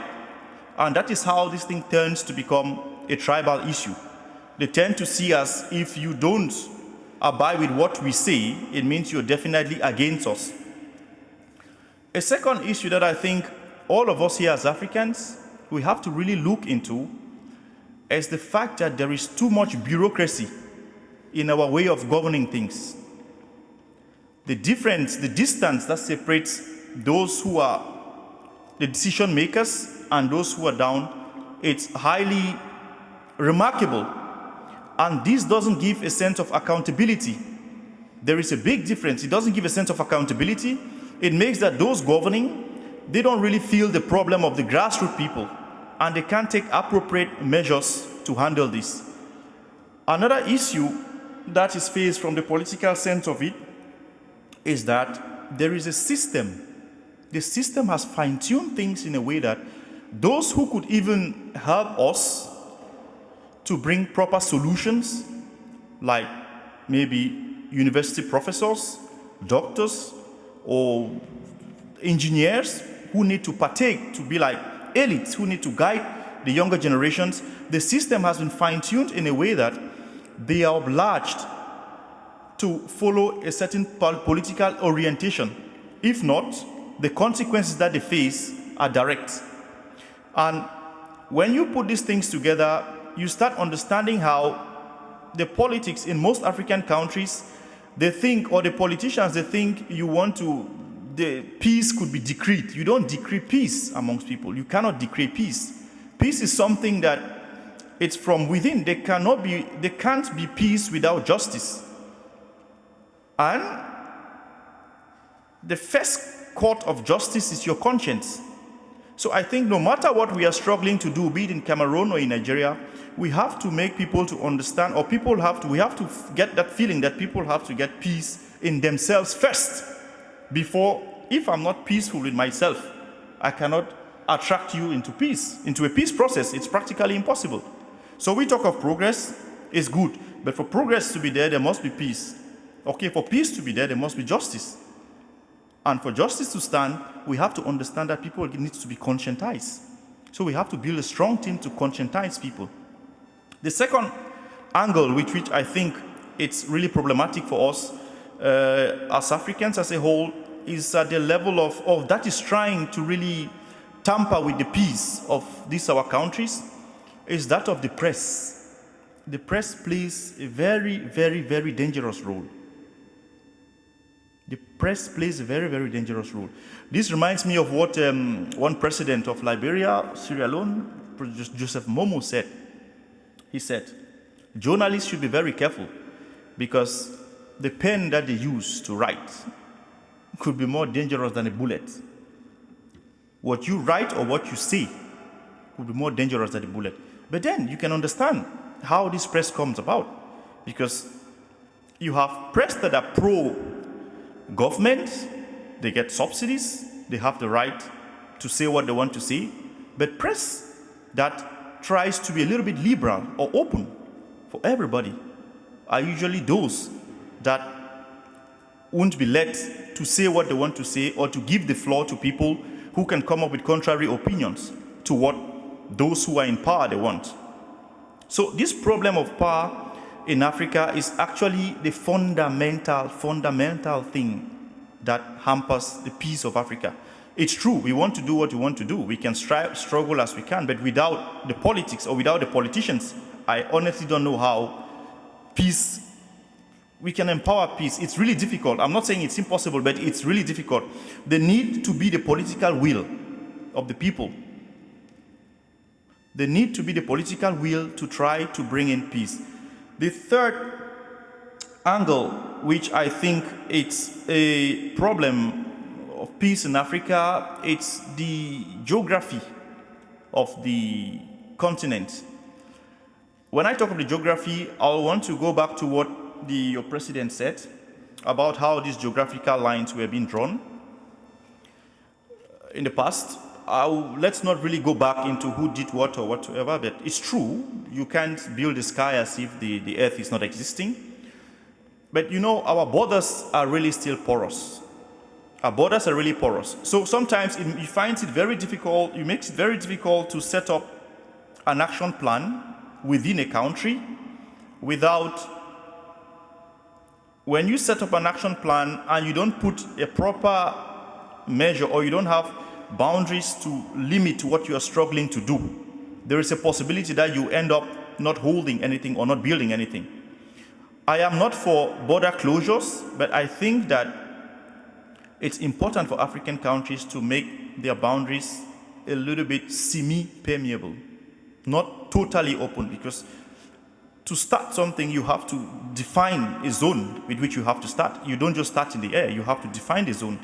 And it will be a good thing that if Nigeria succeeds or the project you people have at hand, if you succeed in doing it, which I think it's going to work, I would like to copy a lot from what you people are doing to see if we could also implement the same in Nigeria. So until now, I see that because of time, I am actually going to give back the floor to Collins. And I thank you a lot for giving me the time to actually say a little bit about Cameroon, and you people are all aware what is happening with the actual crisis. I don't want to dwell much on that because there is no time. I didn't really have time to go into the crisis, but I thought of talking more on things that we should look on and try to ameliorate so that we better off the livelihood of our people. Thank you. Thank you so much. Thank you very much. Right. I believe that we can proceed by opening the floor. If there are still people who have one or two questions to ask, we are going to summarize some of the questions that have come in and share it online. But in the meantime, I wanted to invite the rapporteurs, Ngozi and Onyeka, to share their notes, what they have, penned down as key takeaways from the interventions that we have received, which indeed will be, packaged as our preliminary communique out of, this peace dialogue. If Onyeka and Ngozi are ready, I will invite them to spend 5 minutes each, perhaps. But if they are not ready, I can understand. We can skip that. It's entirely up to you. Are you ready with some bullet points? Right. Okay. Good. So, Ngozi Antonia Onuora is a barrister at law, trained in Nigeria and called to the Nigerian bar, and for a couple of years has been in Belgium pursuing further studies, masters in law. She is one of our rapporteurs. Onyeka Okwose is the second. So I will cede the floor to Ngozi to give us some bullet points of the notes she has taken so far. Over to you, Ngozi. Thank you, sir. Good day, everyone. It's a great privilege to be here Indeed, everyone has spoken well. The speakers, they really highlighted on the points that are touching and that needs to be looked into. So there is no so much to really add or subtract other than to just briefly talk about the fact that we need to know what we want. As Nigerians, the peace is very paramount, just like the speakers have said, and the politicians need to know what they ought to do to carry people along, just like every speaker highlighted. And also for people to be heard, because everyone is created special and have something to offer. But when you don't give people when people are not given the privilege to air their opinions or their views, then they are being sidelined, and to seek redress, they can go in for war or conflicts. And that will not really bring in the peace that is needed. Abraham Lincoln made us to understand that a house divided against itself shall not stand. And also in the Bible, in the Word of God in Matthew 12, verse 25, the Word of God also highlighted that every kingdom divided against itself is brought to dissolution, and a city against itself shall not stand. So we need to come together to know, to express our ideas, be heard, be allowed to speak, and then a decision, a good dialogue will now be able to be put in place. Just like the initiative that has brought us here today, the Rebuild Nigeria. When we talk about to rebuild, it means that something has gone wrong and needs to be renewed. So Nigeria itself, we cannot say that we are ignorant of the fact that Nigeria needs to be renewed. Nigeria needs to be reconstructed, because a lot of things have gone wrong, just like the speakers have highlighted. There are conflicts everywhere, killings, kidnapping, ethnic conflicts, and all those mentioned already. So peace is very, very important. When we talk about peace, we are talking about a state of tranquility. We are talking about harmony. We are talking about having mutual understanding as human, as country, as a nation, as religions, and thereby making sure that we work together. Just like the Bible said in Amos 3 verse 3, two cannot work together unless they agree. We need to have this agreement. We need to understand each other. We need to work together. We need to know that everyone can offer something. Nobody should be disregarded.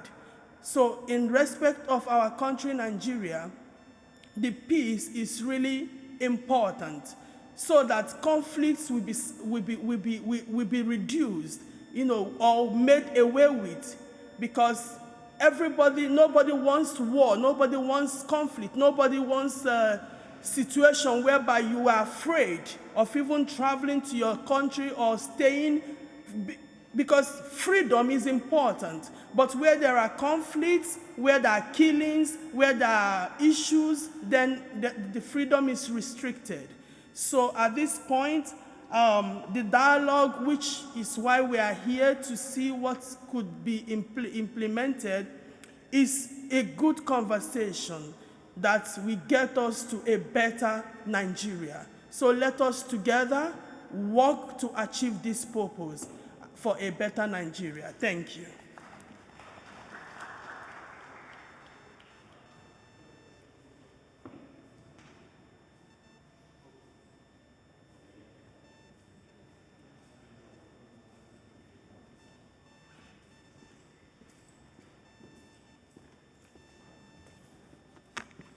Good afternoon, everybody. My name is Onyeka, and I'm just going to go straight to the point. The event started today by an opening remark by the convener, Mr. Collins Mweke. And then we went into having a brief story of Rebuild Nigeria initiative by Jumoke Akintelo, where she gave us an overview of an organization that started barely 19 months ago and had a key focus on facilitating international peace and dialogue for Nigeria, and under whose umbrella we are gathered today. The first paper, which is Faith as Enabler of Peace and Conflict, Lessons for Nigeria by the Bishop of Antwerp. He began with an introduction creating a significance of the season, which is Christmas. That is the birth of Jesus to the peace of the earth, to all people of goodwill. He also emphasized and stressed the importance of social friendship to rebuilding society. And in his speech or his paper, he emphasized also these key points, that there is a need for a universal love, promotion of moral good, political love, act of creating a good consensus, and an architecture of peace. And then he finally illustrated that the structure of the Catholic Church, which represents or shows a structure of equality, is also something needed to be copied by society and the community at large. And then what can religion do? He mentioned that copying the Catholic Church symbol of solidarity is also important. And then lastly, he mentioned that we need also to pray for peace.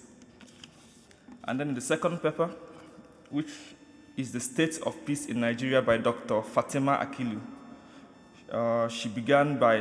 she started by creating a tune that Nigeria is not a failed state, but we need to first believe in the progress of it. And then she mentioned, of course, that conflict arose because of the inability or the failure of the citizens and the government to listen to each other. And of course, which raised or increased crises in various corners. Caused majorly by her paper, by government deficits, historical deficits, and a big religious divide. And what was her way forward? She mentioned that a firm decision needs to be made by both the citizens and the government to pursue peace. And of course, all engagements will be needed by every party. The third paper, which is the 4 Lines of Peace in Nigeria by Etua Igahadolo, he started by emphasizing that a small group can actually make a big impact in the world. And then, of course, he mentioned that there has never truly been peace in Nigeria, citing various community wars around the country, which, according to his paper, was also created by the British influence and the colonial eras. And then, of course, the consequences have been spread to various corners. I'm just going to cite the 2, the Igbos and the South-South, which has felt marginalized, and also, secondly, feeling that they are cheated by their own resources. So in addition to the people in power, they added salt to the injury by weaponizing poverty, religion, etc. And what was the solution he recommended by his paper? That we need leadership, leadership, leadership. And that is leadership also of capacity. And then the fourth paper, which is the International Perspectives on Conflict Resolution, Recommendations for Nigeria by Miriam Al-Masi. She gave us a huge head points on the needed factors for establishing peace. And she mentioned, number 1, that we need an accountable government. And then we need to increase the self-worth of the people, because when they have less self-worth, they have nothing to lose, and then there will be a need to cause violence. Then also to distribute governance evenly, to treasure what we have in common, mentioning, of course, from her friend Adishie, Nollywood and Afrobeat. Then utilizing the resources for growth, not conflict. And then also she mentioned lastly that we need to legalize punishment for corruption, and then give the young ones hope for a better Nigeria. Thank you.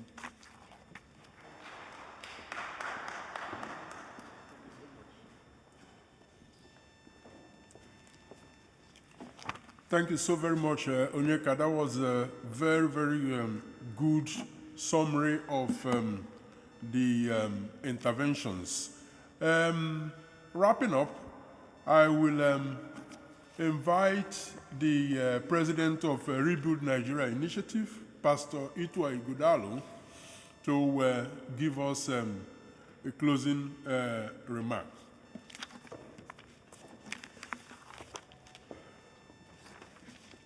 Thank you very much, Collins, and thank you very much, my brother from Cameroon, for those very instructive things. We have come to the formal close or the end of this great summit, this dialogue for peace in Nigeria, which has been long awaited, long coming, long in preparations. And my job really is to thank everyone for what they have done to make this possible. I'd like to thank, first of all, the Bishop of this beautiful cathedral and this wonderful city of Antwerp, Monsignor Johan Boni, for his efforts, for his hospitality, for his kindness, and for being here despite all that he needed to do, and those very, very instructive words on Nigeria, on peace, and on peace in the world, especially at this season of Christmas. I'd like to also thank very, very much our friend who made this connection possible, who has been also a great host here, Peter Desmet. Thank you very, very much for everything you've done. But I want to thank you most importantly for taking one of our women and marrying her. Thank you for marrying her, sister. And the way you are looking, I know she's looking after you and giving you pounded yam and ogbono to eat. Yes, I can see it in your stomach.